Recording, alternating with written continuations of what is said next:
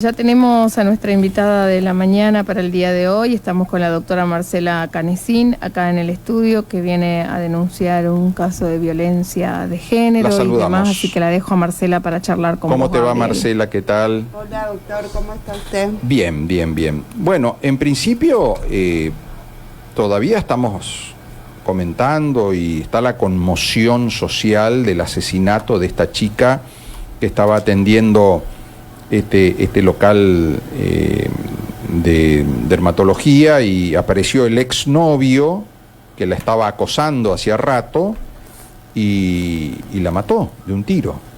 Es decir, esto de la violencia contra las mujeres, que tanta campaña se hace, tanta explicación se da, tanta concientización se hace, y sin embargo crece. La escuché a la comisario general Silvia Van Dijk de la policía, que es la encargada de violencia de género, y decía: la violencia contra las mujeres sigue creciendo, está aumentando. ¿Cómo ves vos este fenómeno y cómo reacciona la justicia, cómo reacciona el Estado ante esta situación? Bueno, mira, Gabriel, sí, está creciendo día a día. Eso es un tema muy grave, porque la mujer tiene que estar bien informada ante estos hechos de violencia, o cuando sufre violencia, de dónde debe recurrir, de dónde debe ir. Por ejemplo, si una mujer o un familiar de la mujer, porque hay que aclarar que una mujer que sufre violencia de género, o cualquier persona de un grupo familiar, puede recurrir a la policía o a la oficina de violencia intrafamiliar que está en el juzgado de familia. Hay veces que las mujeres también recurren a pedir ayuda por falta de recursos a la oficina de la mujer. Ahí está el detalle, la oficina de la mujer ¿Dónde está Angélica García? Exactamente. La oficina de violencia familiar que está en la OVI, que se llama OVI, sí actúa, porque tiene el gabinete ahí, tiene el gabinete de psicólogos, tiene el gabinete de psiquiatra, y actúa de manera instantánea, en el momento donde se recibe la denuncia, como la policía. La policía, ¿cuál es la diferencia? Que debe mandar al juzgado que está de turno en lo penal, y en ese momento lo que una mujer o una persona que sufre violencia intrafamiliar debe recibir es contención, una contención psicológica, porque va en un estado de vulnerabilidad, un estado de miedo y de indefensión sobre todo. Hay personas que no van a acompañar a un abogado letrado porque no tienen los recursos, o aunque los tengan, porque es el primer lugar donde pueden ir a pedir auxilio, a pedir ayuda. Hace pocas horas se conoció de que un hombre denunciaba por amenazas a una funcionaria judicial. Y bueno, la abogada pide la renuncia de Angélica García a cargo de la Secretaría de la Mujer. ¿Qué me podés informar de este episodio? Bueno, este episodio en realidad comienza hace un año atrás, en julio del 2022, donde este hombre se presenta en la sala laboral 1, amenazando y solicitando los papeles del menor, a los gritos, amenazando. Se hace la denuncia en la oficina de violencia intrafamiliar, en el tribunal de familia, donde toma intervención y se decreta una medida cautelar que todavía está vigente. Eso hay que aclarar, todavía está vigente, donde fue asistida la víctima por una psicóloga, y se dio por mandato que se debe, tanto el agresor tiene que hacer terapia y la víctima tiene que hacer terapia. A ver, ¿la víctima era familiar de él o era la pareja? La pareja. Hasta ese momento, sí. Era la pareja, estaba prestando funciones en el Poder Judicial. Sí, trabaja. ¿Y él fue al Poder Judicial a los gritos, a increparla a ella o a otra persona? No, a ella. Eso fue el año pasado. Esto viene hace un año, Gabriel. Como consecuencia de eso, ella hace la denuncia en la OVI, en el Tribunal de Familia, y a partir de allí no había denuncia penal, toma intervención el juzgado de familia con la juez que le tocaba, ¿sí? Ella acredita todas las constancias de tratamiento, tanto del menor como ella, cosa que la otra persona la acredita recién en el mes de marzo, cuando se hace la audiencia de cuidado personal, ¿sí? ¿Qué es lo notorio? Que cada vez que los abogados hacíamos una presentación informando una denuncia de desobediencia judicial como un hecho nuevo en el Tribunal de Familia, lo que recibíamos como respuesta de su señoría era devolución de un escrito suelto. Es decir, este papel es tuyo, toma, retíralo. Exactamente, ¿me entiende? O sea, lo que nosotros hacíamos era informar el hecho nuevo con el doctor Centurión.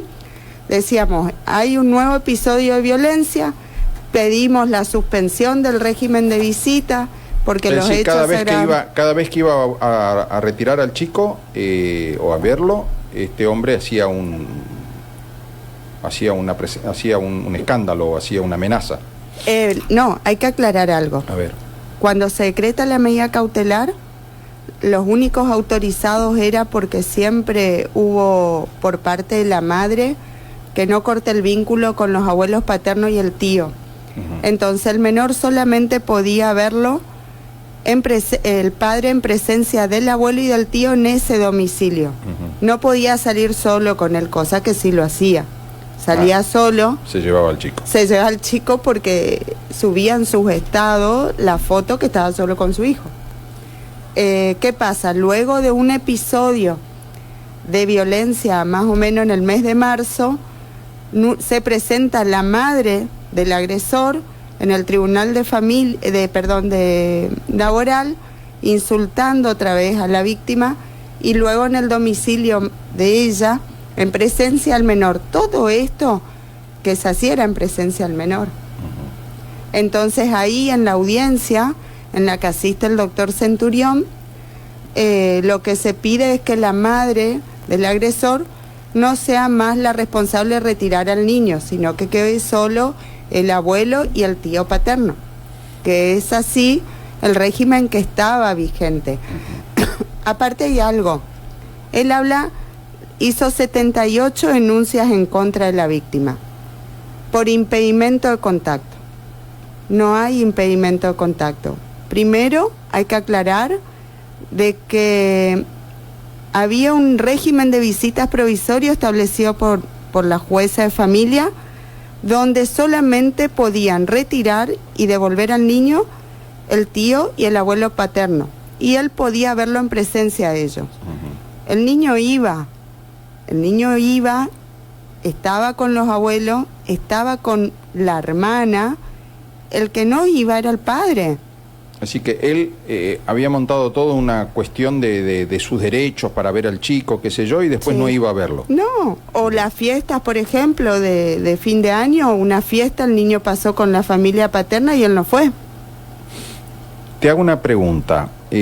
¿Por qué lo detienen? ¿Por qué terminó detenido este hombre? Bueno, por una nueva desobediencia judicial, porque esa persona en la casa de la madre de la víctima, queriendo retirar al niño, siendo él una de las personas no autorizadas, las menos autorizadas, junto con su madre, que tampoco era autorizada, se hace la denuncia por desobediencia judicial, y después hay otro episodio también que se hace presente en el colegio del niño.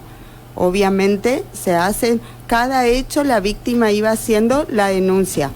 Pero acá hay que destacar que el juez de instrucción, el doctor Caballero, es el que impulsa la causa, porque una de las tantas denuncias por amenazas, el doctor Caballero es el que ya tomó indagatoria, el que va avanzando la causa, gracias a Dios, y va en la etapa probatoria, ¿no?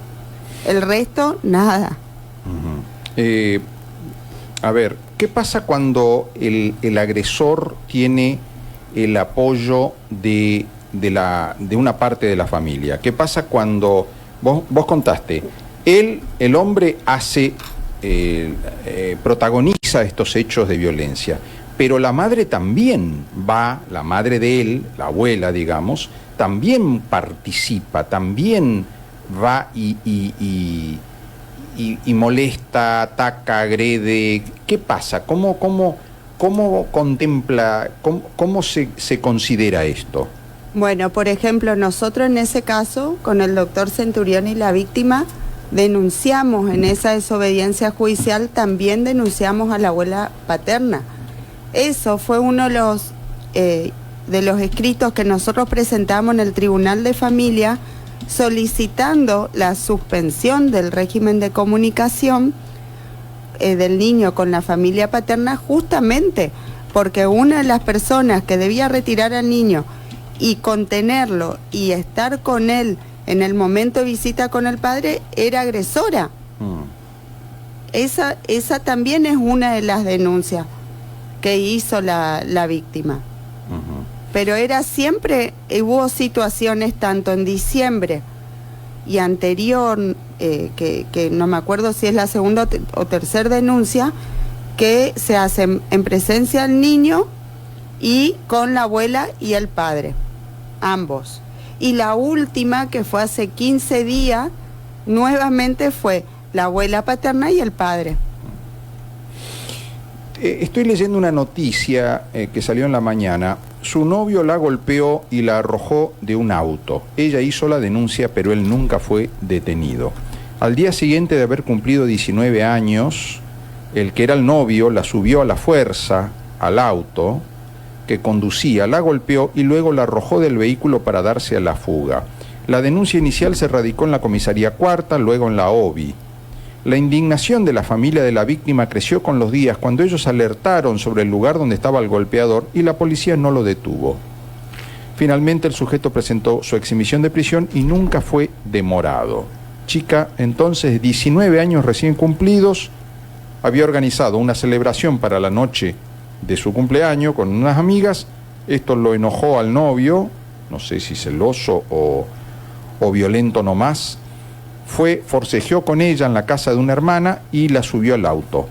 Manejó 2 cuadras, frenó para golpearla y estrangularla. Ella trató de zafarse, metiéndole los dedos en los ojos, y cuando la soltó abrió la puerta del vehículo, lo que fue aprovechado por él para arrojarle de una patada y salir a toda marcha del lugar. Bueno, violento, totalmente. Fue denunciado en la comisaría cuarta. Esta chica se llama Sol y no pasó nada. Explícame por qué la policía no detiene a alguien que comete semejante violencia. Bueno, acá la chica actúa bien, como debe ser, ir a la policía a hacer la denuncia. Acá que la policía recepciona la denuncia, el que debe actuar de forma inmediata por la gravedad de los hechos es el juez de instrucción de turno. Desconozco qué juzgado cayó la denuncia, porque la policía al momento de tomar en el área de género la denuncia, automáticamente tiene que remitir al juez de instrucción de turno. Y el juez de instrucción de turno debe ver si tiene antecedentes la persona que es denunciada, y en el caso de la gravedad de los hechos tiene que pedir la detención. Y la oficina de violencia intrafamiliar lo que debe actuar, como actúa, es dando la medida de prohibición de acercamiento. No sé si a la chica le habrá llegado la medida cautelar, la habrán notificado, pero la medida cautelar también se notifica en el área penal, pero primero debe estar detenida la persona o darse la exención de prisión, ¿no? Mira, Marcela, acá en Formosa te detienen por una amenaza, por una denuncia de amenaza. Es típico el caso de los vecinos, por ejemplo, que se terminan peleando a los gritos, se amenazan, y después hay una carrera para ver quién llega primero a la comisaría. Sí. Porque el que llega primero le pone la denuncia al otro por amenaza, y el otro tiene que andar buscando abogado para la exhibición de prisión. Porque aunque llegue después y también lo denuncie por amenaza, ya está la primera denuncia. Este es típico en las comisarías la carrerita de ver quién denuncia primero, cuál de los vecinos denuncia al otro. Y ya tiene que andar buscando exhibición de prisión y todo lo demás, por un griterío, por un intercambio de gritos, digamos, típico cuando dos vecinos se tienen bronca y terminan en un griterío en la vereda, ¿no? Ahora esto es algo mucho más grave. Esto es un muchacho, un taradito, un tipo que tiene problemas psicológicos, evidentemente, que se la agarra con la novia y termina intentando estrangularla o de una patada sacándola del auto. Es decir, situaciones de violencia que pueden terminar muy mal, muy mal. Y no pasa nada.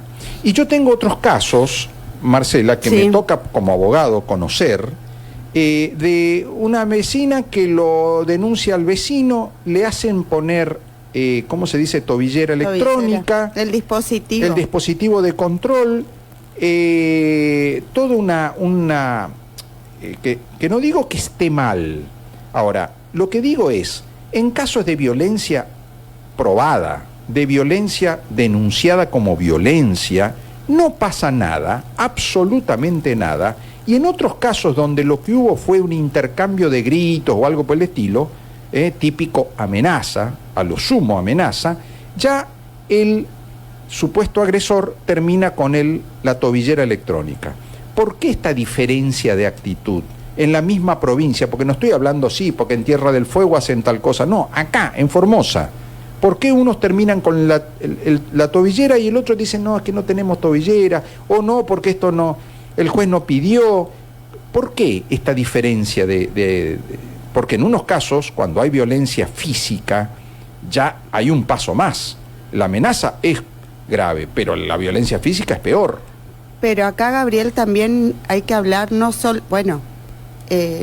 la violencia física, sino que acordate que la violencia hacia una mujer es económica, es laboral, es psicológica, y sucede muchas veces. En este caso, voy a tu pregunta, es una disparidad, es algo irracional, porque acá en este caso la chica ya tendría que tener una medida cautelar, y para decretar la medida cautelar en la Oficina de Violencia Familiar, primero ve un psicólogo a la chica. La chica, una vez que tiene eso, que le asisten automáticamente. En esos casos, yo, pido que la persona, cuando sale la medida cautelar, lo que se hace es que el hombre también deba asistir a terapia y deba acreditarlo. ¿Cuándo se levanta la medida cautelar? Cuando se hace por escrito, informando que tiene el alta del tratamiento psiquiátrico o psicológico, pero constantemente se debe acreditar. Y esta chica lo que tiene que hacer en la parte penal es instar el proceso, es presentarse con un abogado, constituirse en querellante, que es parte, ofrecer las pruebas y empezar a dar curso. Yo entiendo, Marcela. Eso. A ver, hay gente que desconoce o que no tiene recursos, porque yo te puedo asegurar que si esta chica, no sé en tu caso, porque vos sos una persona que ha trabajado muchas veces ad honorem, pero en la mayoría de los colegas, cuando viene alguien y dice, mire, yo necesito instar la causa, presentarme como querellante, y le dice, bueno, para empezar, vamos a arreglar estos honorarios. Y ahí la gente sale huyendo porque no tiene un mango, ¿no? Entonces, o tiene que conseguirse un abogado o una abogada de oficio, ¿no es cierto? O tiene que tener la buena suerte que le toque una Marcela Canessín que le dé una mano gratis. Ahora, este problema de que tenés que presentarte y ser querellante, ¿por qué?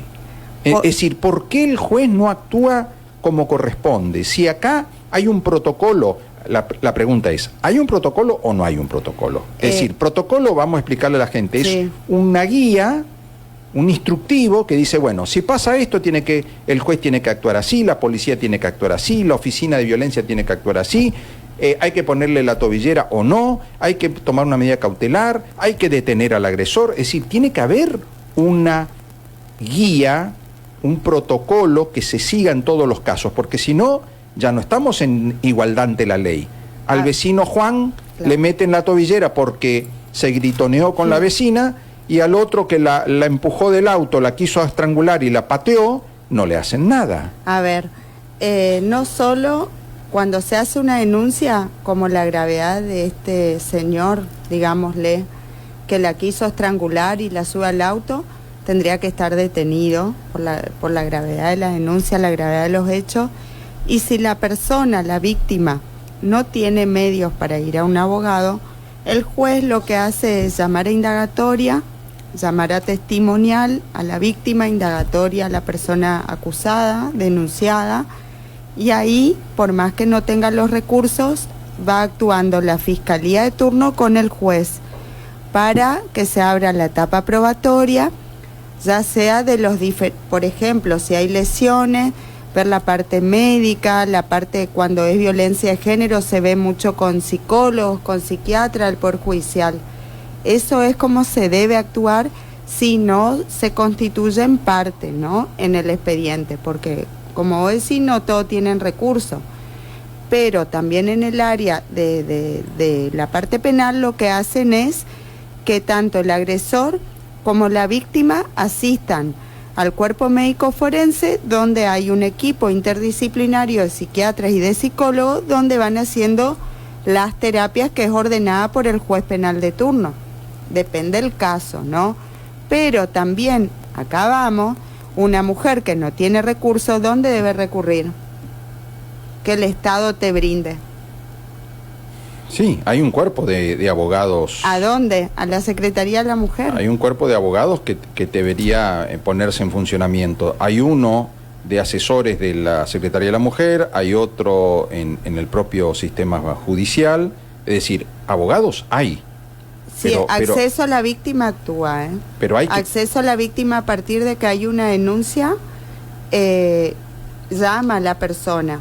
En ese caso le consultan, hay psicólogos y todo, que pasó con clientas mías, donde yo le digo, informa que ya te estoy asistiendo, pero por una cuestión que dar lugar a otra persona que requiera, que no tenga patrocinio, ¿no? Pero sí actúa. Y ha pasado, como en varios casos que tuve, que van acompañándome en cuanto al expediente, ¿eh? Cosa que eso hay que diferenciar. Acceso a la víctima, llama cuando toma conocimiento de la denuncia. El otro caso demora. En el caso tenemos de Rocío con Vázquez Corti. ¿Cuánto demoró? Tuvo que salir a los medios para que la Secretaría de la Mujer le diga, hola, ¿necesitas algo?, que tampoco lo hizo. O en el caso de esta chica que trabaja en el Poder Judicial, fue después el caso Teresita, donde la llamaron y dijeron, es gravísimo. Entonces, no tiene que suceder un hecho ni salir a los medios para que trabaje, pero hay que diferenciar. Oficina de Violencia Familiar toma las denuncias, salen las medidas. La policía hay veces que no toma las denuncias o las toma y tarda mucho en llegar al juzgado penal de turno. Y la violencia de acceso a la víctima sí está atendiendo y acompaña. O sea, diferenciemos los que están actuando bien. Yo siempre les agradezco porque nos acompañan. Pero hay veces, como el caso que yo estuve en el Tribunal de Familia presentando, informando, y la juez que tocaba en la causa me devolvía los escritos, ¿tá? O el juzgado penal que tarda, por ejemplo, la primer desobediencia judicial recae en el juzgado de instrucción número 2, en el caso de la empleada judicial, y nunca lo llamaron a indagatoria. Es decir, cada maestrito tiene su librito, cada juez actúa distinto. Exactamente. Me está escribiendo alguien que dice, lo que no sabe la doctora Canessín es que psicólogos y asistentes sociales en algunos casos actúan por teléfono con la víctima, sí. No van al domicilio. Proceso judicial telefónico, dice un poco en sorna el oyente, ¿no? Sí. Es decir, acá tiene que haber siempre una presencia cara a cara. No puede ser que se maneje un caso de violencia, una víctima de violencia familiar por teléfono. ¿Cómo vas a solucionar algo por teléfono? Es verdad lo que dice el oyente. Hay veces que se hace la entrevista vía videollamada o se hace por medio de de Zoom o de Zidme, hay diferentes formas, ¿no? Pero eso se implementa más que nada en la época de pandemia, donde hubo muchos casos de violencia y debía contenerse a la víctima, y en ese caso lo que se hacía era hasta las audiencias virtuales. Sí, entiendo, eso sí entiendo. Pero o que si hay una persona que está muy lejos y la situación es urgente, y bueno, si está en Pozo del Tigre y la gente de la Secretaría de la Mujer los quiere contener, bueno, hacen un contacto por videollamada. ¿Y qué pasa con la víctima que no tiene señal, que no tiene tecnología, que no tiene llegada? ¿Qué pasa con esa víctima? Bueno, a mí, por ejemplo, me ha tocado causas donde ustedes me han pedido ayuda, donde están en otra localidad, que la contención yo la hacía, en mi caso, ¿no? Por llamada. Así que a veces no está mal. Claro, pero vos sos una abogada particular. Acá estamos hablando del sistema, ¿no? El sistema debería. A ver, no debería. Lo que te dice Gabriel es que el sistema no debería, en estos casos tan delicados, hacer un contacto con la víctima a través de videollamada, que debería ser personalizado. Lo que pasa es que hay que ver el caso. Si la víctima fue a la oficina, tanto de la Secretaría de la Mujer o en la oficina de familia de la OBI, en el caso de la OBI están los psicólogos ahí al momento que se hace la denuncia. No, en la oficina de la mujer creo que tarda un poco. Y en el caso de que después haya entrevistas que el juez de familia ordena, ¿sí? Y vive en otra localidad, sí se suele hacer por videollamada, por una cuestión de el transporte, el gasto, que no todos tienen los medios. Cuando hay un caso de violencia y que la persona pide auxilio, hay veces que lo que tienen que hacer las oficinas para el caso de urgencia es contener a la víctima, calmarla, y se hace por vía telefónica, hasta que esta persona se calme y pueda entender cómo explicarle para hacer la denuncia y seguir el procedimiento. No está, en ese caso de contención, sí se hace. Me está escribiendo un abogado, un colega, que me dice: recordarle a Marcela la profunda desconexión que hay entre los jueces, los fiscales de distintas competencias y los demás organismos públicos. No trabajan coordinados. Entonces hay una gran diferencia de criterios. Totalmente, que es lo que vuelvo a explicar. O sea, uno va al juzgado de familia, por ejemplo, y cada juez tiene su criterio. Es una locura eso. A mí me tocó, por ejemplo, que, como dice el colega, informar que la jueza de familia que me tocó en esta causa me devolvía cada hecho nuevo donde yo informaba que la violencia aumentaba y que pedía que se amplíe la medida cautelar al niño, y no me escuchó. Entonces, acá una parte de inacción de la juez de familia. ¿Qué pasaba si al menor o a esta mujer o a otras mujeres le pasa algo? La responsable era la juez de familia. Seguro. Eso se llama violencia institucional, dice el colega. Exactamente.